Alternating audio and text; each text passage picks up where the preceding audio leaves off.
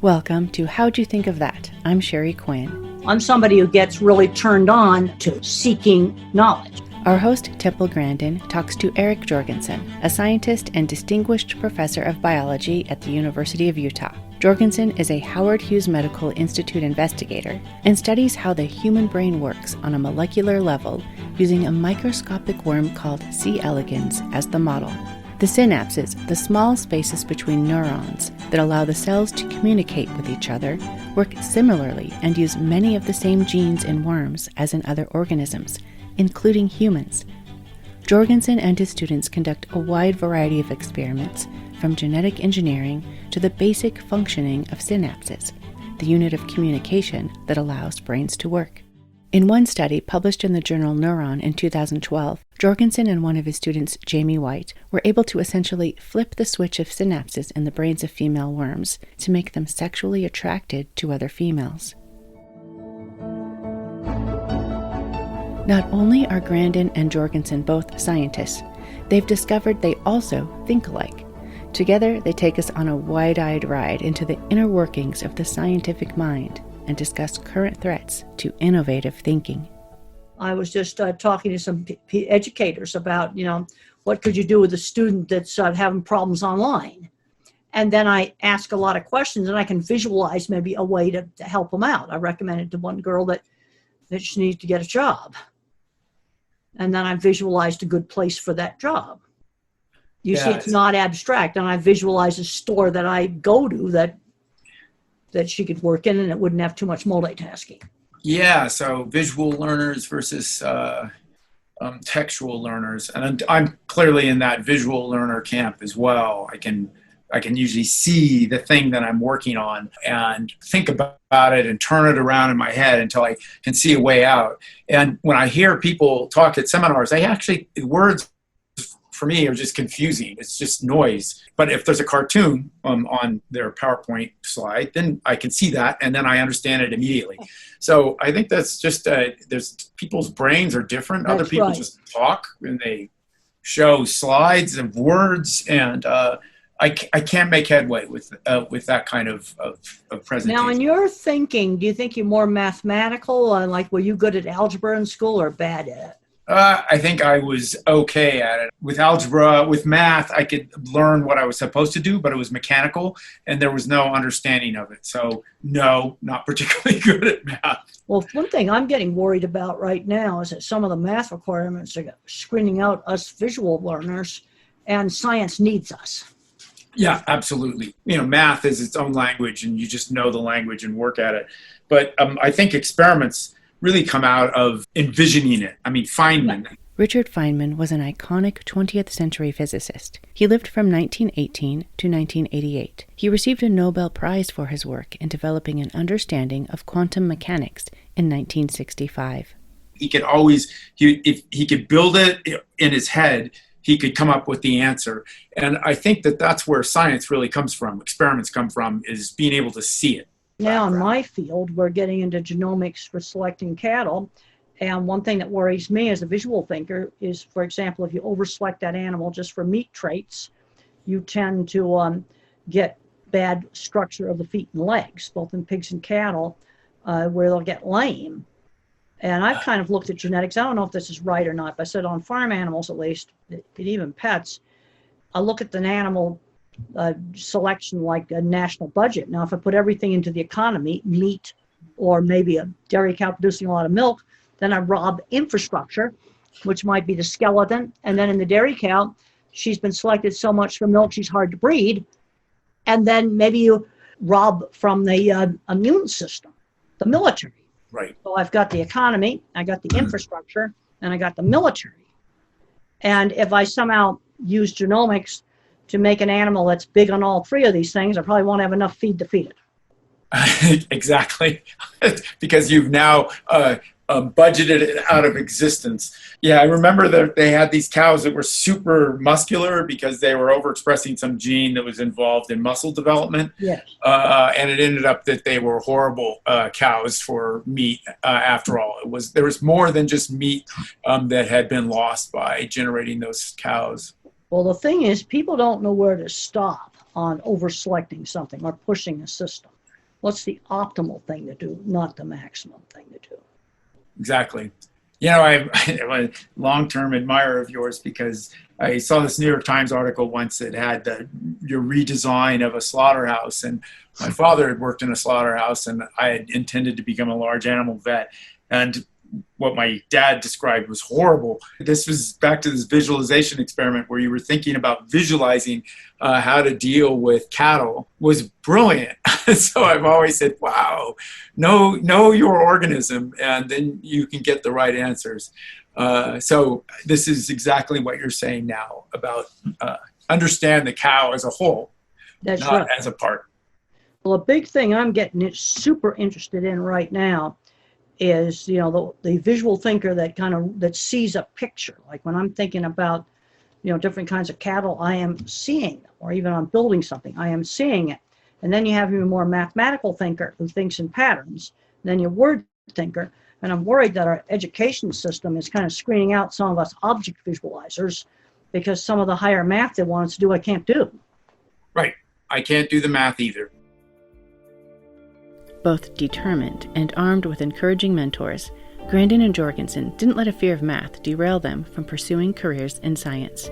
They worked around the system and turned their visual thought process into a unique ability that set them apart and landed them at the pinnacle of their fields. They explain how ideas and discoveries can come to them when they least expect it.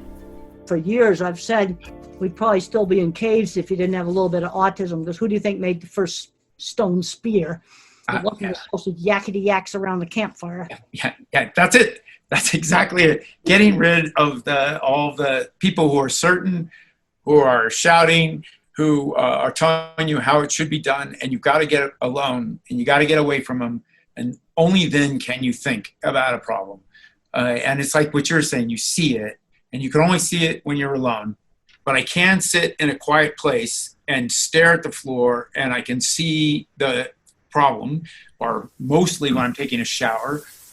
My head is empty, warm water is pouring over my head. I think that I'm completely stupid because it's early in the morning, and then suddenly the pieces come together.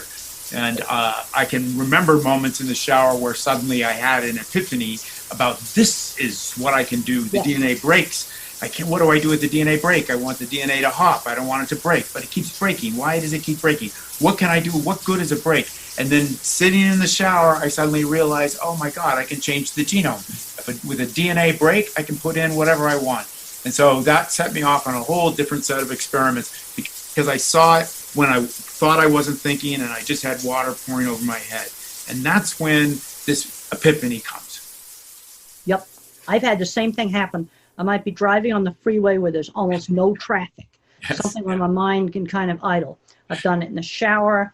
Also, just falling to sleep, I've done it too. The idea will come to me. The dream comes. The thing about driving, it's weird. I was once having to drive. I was in California. I only had to drive maybe a couple miles, make a turn off to my house. And then I realized it was an hour later and I was in San Francisco. And because I was thinking about some problem. And I was going, what happened? How did I pass cars? Did I, maneuver? How did I even drive? Because I wasn't there. So it's a little scary, but you do think about things at those moments. What's happened before that is you've thought about the problem over and over and over again. And so every little detail is already there in your brain. And then it's like a word when you forget it and suddenly it appears, 15 minutes later. It's because your brain finally figured it out and spit it out to you at a conscious level and said, you need to know this now because I figured it out. And that's, I don't know what the brain is doing that you're not aware of, where it's going through the files and is about to serve up an answer. I don't know where that comes from. I think where it comes from, because I've actually looked at some of the research, is the frontal cortex can put down a signal that sort of suppresses stuff. And when you're just idling, the frontal cortex kind of relaxes and things can kind of bubble up out of the memory files. So it's the frontal cortex that is inhibiting the rest of the brain. Inhibits, and when you kind of relax, the frontal cortex is not doing that inhibiting. Because the frontal cortex has to do some inhibiting, so you you don't do stuff like tell people off when you shouldn't and things like that.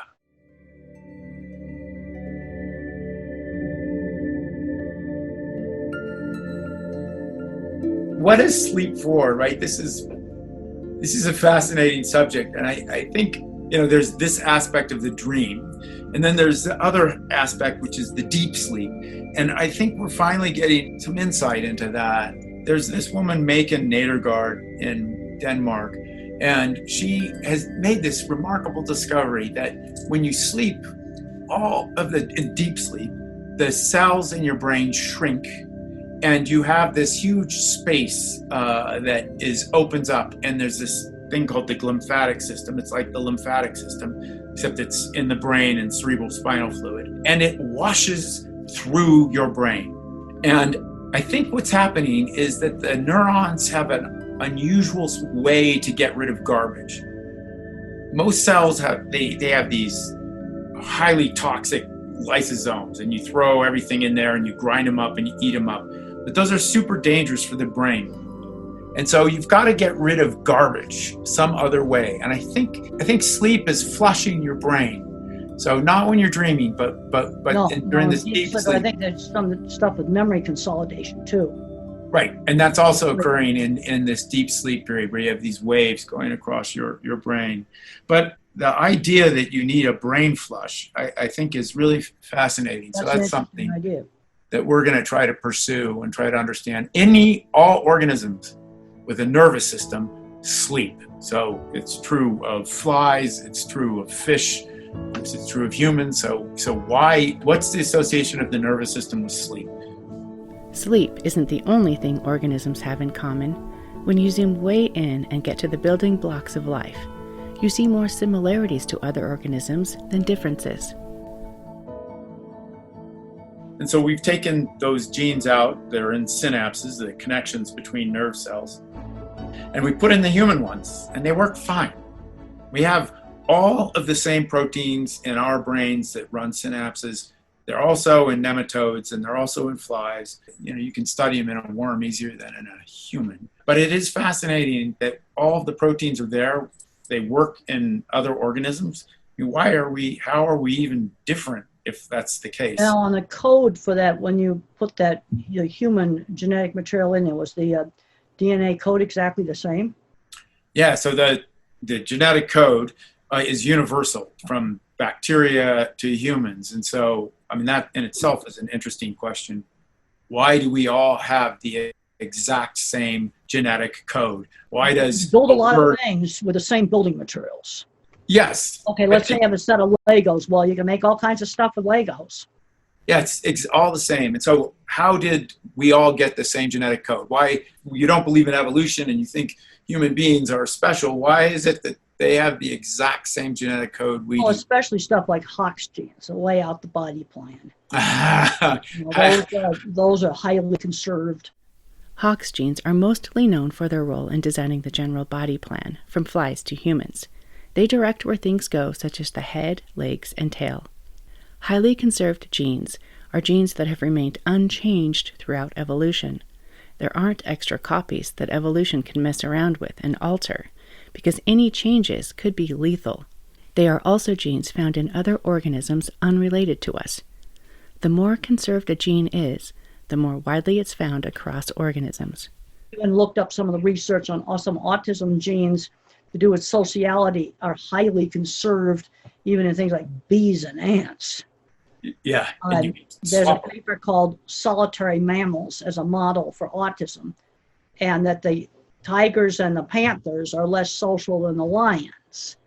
And there's genetics there involved with oxytocin. A lot of this is highly conserved. So oxytocin is lower in solitary animals? Yeah, solitary animals would be lower. If panthers and leopards were people, they'd probably be labeled mildly autistic. Yes. I think we all have mental disorders. Just not one of those that is in a book, right? The DSM-5, where they define mental disorders and say, here's the 100 mental disorders. But I think when you get into where a person can't function, there's things that are definitely stuff wrong, severe epilepsy and right. or you have somebody that never learns to talk. That something's definitely wrong there. But some mental disorders are benefits, I In think. the milder forms, there are benefits. Because I've always told autism groups their brain can be more cognitive for thinking, or brain can be more social emotional. Then I found another really great paper. It's called Genomic Trade-offs, where autism and schizophrenia, the steep price for a human brain. The same genes that make the brain big also are involved with those developmental issues, and the autism is kind of the opposite to schizophrenia. And it all has to do with the genes that control the stem cell growth that make the massively big brain. Yeah. And they're out of control in... Well, they just don't, in autism, you tend to get a lot more circuits in the back, and you have people that have a phenomenal memory, and then you might leave some of the social circuits out. I mean, social interactions take up processor space. How are you going to allocate it? And then there's a point where you get something that's really abnormal. But you see, it's a continuous trait. Yeah. When it's slightly geeky, you need to have a medical diagnosis put on it. And what I'm seeing right now is I'm seeing all these grandfathers that come up to me, and they find out they're on the autism spectrum when the grandkids are diagnosed. But in our generation, social skills were taught in a much more rigid way, and people were taught work skills. So that's why granddaddy's got a job and Junior doesn't.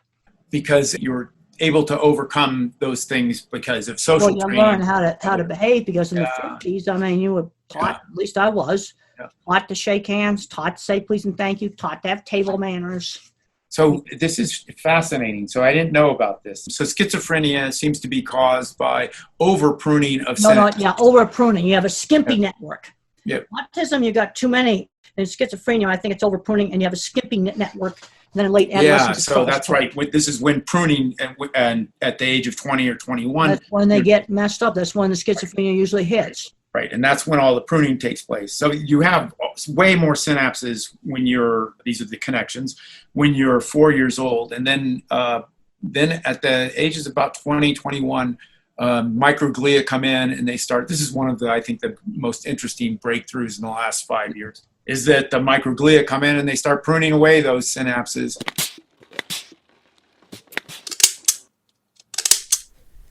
Microglia are the brain's immune system cells. They protect against diseases and are especially important during brain development when they help young neurons grow and connect correctly.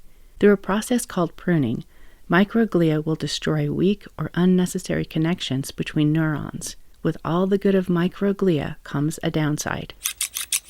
Faulty pruning by microglia during brain development has been linked to schizophrenia, autism, and other disorders. And in adulthood, uncontrollable pruning has been implicated in diseases like Alzheimer's. If I think there's a lion in my living room, something's definitely wrong. That's exactly right. So that's the schizophrenic aspect of right. loss of reality. But I noticed it in my own brain. When I was 14 and 15, I couldn't stop myself from thinking and dreaming, and being in classroom was hard, so hard, trying not to have the dreams coming at me.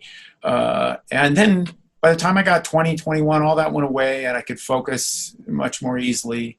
So it's probably that pruning. Well, and you also get, direction in life, because I was a horrible student in high school, and I didn't bother studying until my science teacher gave me the goal of becoming a scientist. And now studying was a pathway to a goal. You didn't just study for the sake of studying. You studied it so you could do something. So that came to you late in life? Later. So high school, I guess, was... High school was the worst part of my life. Absolutely the worst part. Why? Bullying, teasing. Yeah. Bullied all through high school. And only place I had friends was where there was a shared interest with something like electronics. Right. I think that is actually maybe a blessing as well. Is, when you're 8 years old, you're wondering about the world and how it all works, and you look at the stars, and then society sort of takes over and says, no, you should be playing baseball, and you should be doing things with your friends. But the scientist sort of goes inward and says, I don't have time for that, and I'm really not that good at throwing the baseball. Well, how did you end up in the field that you were in? Yeah, I came really late. I mean, I was a vocational art student, and you have to take auto shop and all that. But I specialize in drafting. Then when you're at a vocational program, when you're a senior, they get you a job. So, but I did that, and then I don't know, I just and a carpenter and did a bunch of things, like worked as a large animal vet. And then I decided I wanted to do that, and I went to college and did really well. And then I was a carpenter again at a farm. I worked on a farm. But so I don't know. It sort of accidents happen. Actually, that's what happened. I tore my ligaments in my knee, and I couldn't work as a carpenter anymore, and I went back to school. So that's what happened. And then you must have got exposed to the worms you're studying now. You had to get exposed to that in some lab somewhere to get interested in it. Yeah, but my dad was a tomato farmer, and he really liked genetics and worked doing that. And so I thought I'd go into agriculture. So it was genetics that I really enjoyed, and that was because of my dad. And then if you're in genetics at UC Berkeley, where I was, you're told you should pick an organism. And so I picked yeast. And so I started working on yeast, and then eventually went to worms. Flies, worms. I can see that. And I got involved in the cattle industry because I got exposed to it when I was 15 on my aunt's ranch. At some point you got to get exposed to something in order to find out it's something you like to do. But one thing one of my big concerns right now is that a lot of the kids that are visual thinkers, like us, are getting shunted into special ed and ending up going nowhere because we can't do algebra and can't do some of the higher math. And I think it's a very, very big problem, and we're losing skills that we need to have. And also, scientists are being shunted into a narrow behavioral response, right? So if you can't talk to people in a group, if you can't socialize at meetings, those people are being set aside. You need to be more normal, and that is what I had a very interesting talk at an agronomy meeting. I was invited to an agronomy meeting to talk about the different kinds of minds. And they were telling about some of these brilliant grad students that got, top SATs. He said they have no creativity. You see, the visual thinking, you get more divergent, kind of thinking. And a lot of these students are super smart, but they turn into hyper-specialized doctors. And I just found some studies in Science and Nature on collaboration between disciplines. Specialized doctors in clinical medicine are the worst for not collaborating or citing articles that are outside their field. And then people that work in public health and biology, a lot more interdisciplinary collaboration. And interdisciplinary collaboration is where you get a lot of new ideas from. But I've noticed just on dealing with my own health problems that some of these doctors are so hyper-specialized, they don't even know what's going on in the rest of the body. They'll prescribe a drug that might be bad for some other part of your body. Yeah. They get your heart fixed, but then they mess up something else. And They're just selecting for the short-muzzled dog and not thinking about the rest of the system. Yeah, that's probably true. Tell me about when the person who convinced you to go into large animal medicine. That was exposure to it. It started out, I was an Easterner originally, and wanted no background in ag, and I had a chance to visit my aunt's ranch and got out there. I was originally going to be a psych major studying optical illusions.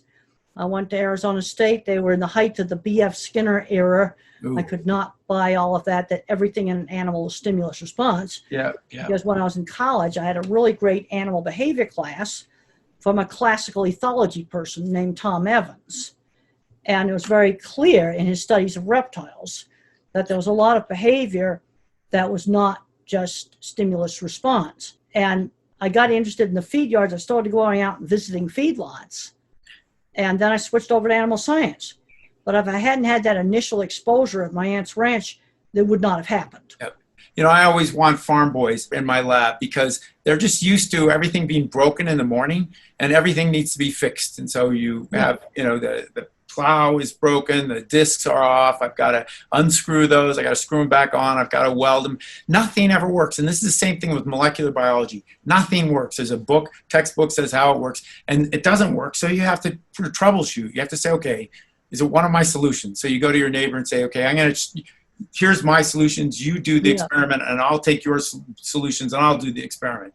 And it still doesn't work. And then you go, okay, there's something wrong with me. And what am I doing? And so troubleshooting is what you have to do on a farm every day. Yeah. And those people are going to be good molecular biologists because nothing ever works. Come in the morning, didn't work, and you have to figure out why. Well, it's figuring out how to solve problems.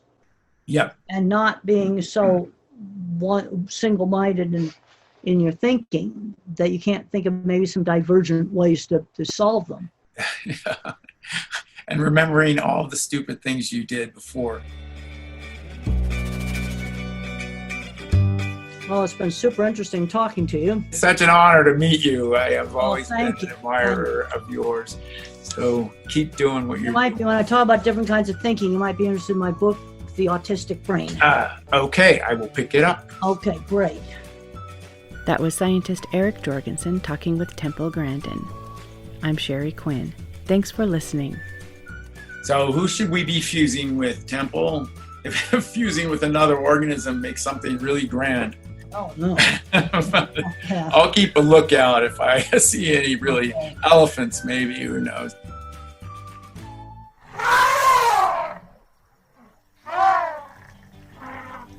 How'd You Think of That is a production of the Utah STEM Action Center in partnership with SQ Media. It is made possible by funding from the National Science Foundation's Advanced Technological Education Program.